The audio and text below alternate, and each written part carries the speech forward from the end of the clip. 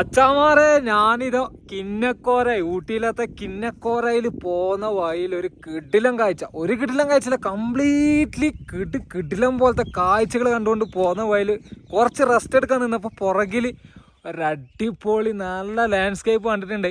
Complete പച്ചപ്പായിട്ടുള്ള നല്ല തേയിലത്തോട്ടം.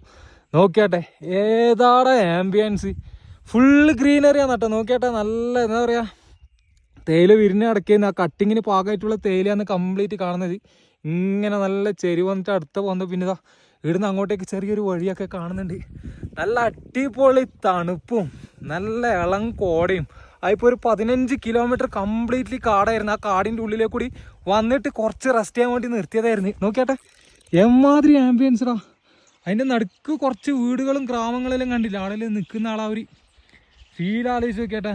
ഒരു എന്താ പറയുക, അവിടെ നിൽക്കണം വന്നിട്ട്, എന്നാലേ ആ ഒരു എന്താ പറയുക നല്ല ഫീലിംഗ് റിലാക്സ്ഡ് നമുക്ക് പ്രകൃതിയായിട്ടാണെങ്കിൽ ആസ്വദിച്ചിട്ട് നിൽക്കാൻ പറ്റുക. അവിടെയും വീടുണ്ട്.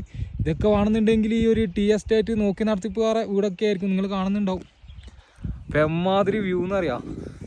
ഈ ഒരു സൈഡിലെ കൂടെയൊക്കെ പോയി കഴിഞ്ഞാൽ നല്ലതാ. ആ ഒരു സൈഡിൽ കംപ്ലീറ്റ് കോട കയറിയിട്ടാണ് ഉള്ളത്. അപ്പോൾ നിങ്ങൾ ഊട്ടിയിൽ വരുന്നുണ്ടെങ്കിൽ കിന്നക്കോര എന്ന് പറയുന്ന ഈ ഒരു റൂട്ട് മസ്റ്റായിട്ട് എക്സ്പ്ലോർ ചെയ്യണം.